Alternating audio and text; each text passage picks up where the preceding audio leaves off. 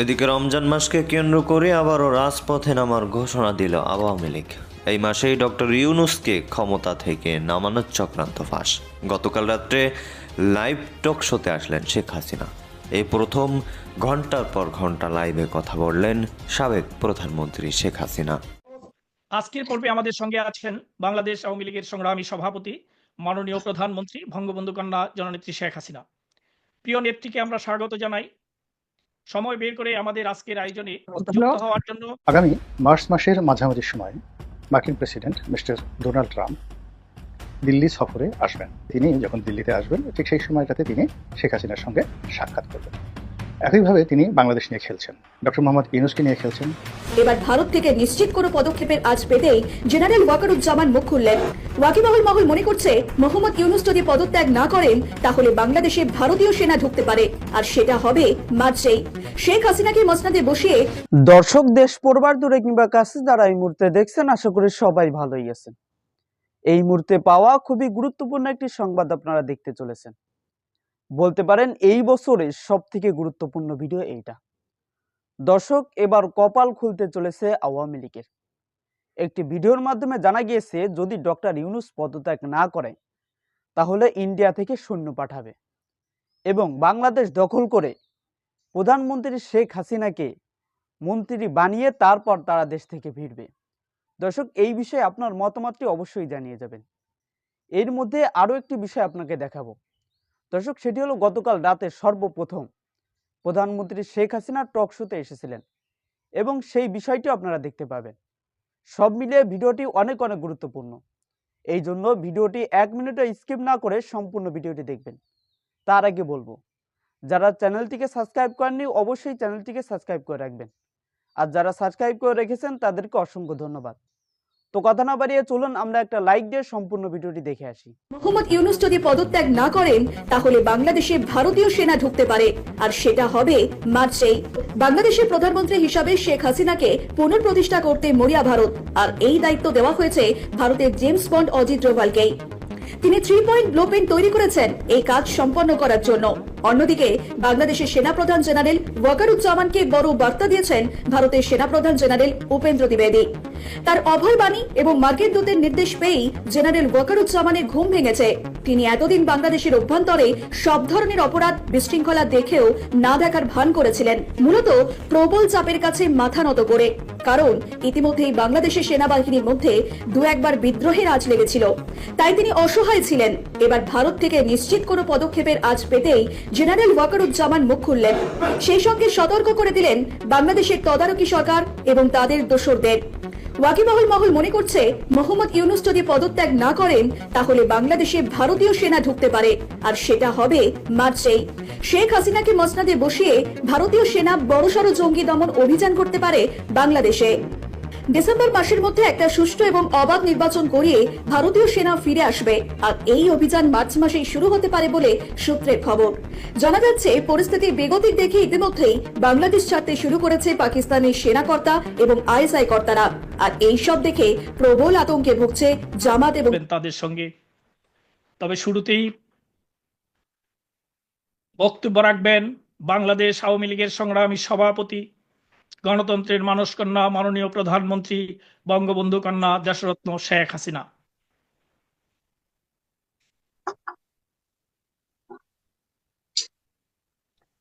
আমি এই দায় মুক্তি অনুষ্ঠানে যারা যুক্ত রয়েছেন, আমি বিশেষ করে যারা স্বজন হারিয়েছেন এবং যে নির্মমতা কাহিনী আমরা শুনলাম, আমি সকলের প্রতি আমার সহমর্মিতা জানাই এবং যারা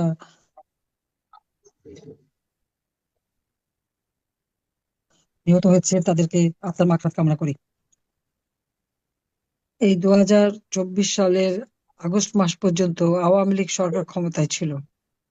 মানুষের জীবন নিরাপত্ত ছিল, মানুষ শান্তিতে থাকতে পারত, নিরাপদে চলতে পারত, অন্তত সেইটুকু আমরা করতে পেরেছিলাম। অন্ন, বস্ত্র, বাসস্থান, চিকিৎসা, শিক্ষার ব্যবস্থা করে বাংলাদেশ একটা শান্তিপূর্ণ অসাম্প্রদায়িক চেতনায় সৌহার্দ্যপূর্ণ ভাবে বাংলাদেশটা এগিয়ে যাচ্ছিল।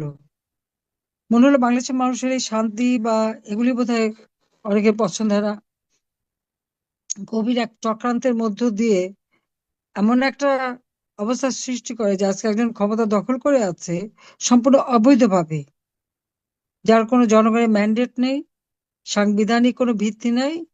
সেই সুদখোর, খুনি, জঙ্গি ইউনূস ক্ষমতা দখল করেছে জবরদস্তি করে।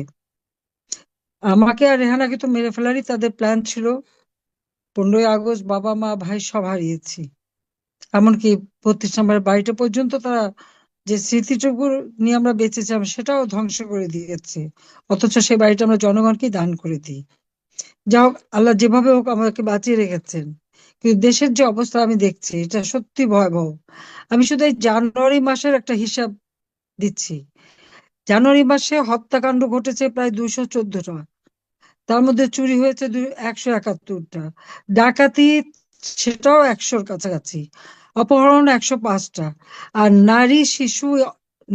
নারী এবং শিশুকে নির্যাতন, ধর্ষণ প্রায় 1440টির মতো ঘটনা ঘটেছে। এখানে কি সরকার আছে? সেটাই প্রশ্ন।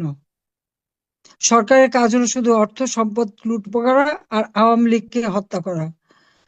পিটিয়ে পিটিয়ে আমার নেতা কর্মীদের হত্যা করেছে, পুলিশ হত্যা করেছে, এবং তাদের হাত থেকে সাংবাদিক, সাংস্কৃতিক কর্মী বা সংখ্যালঘু সম্প্রদায় কেউ রেহাই পায়নি। সেভাবে তারা পিটিয়ে পিটিয়ে হত্যা করেছে। আওয়ামী লীগের সহযোগী সংগঠনের নেতা কর্মীদের উপরে অত্যাচার, নির্যাতন।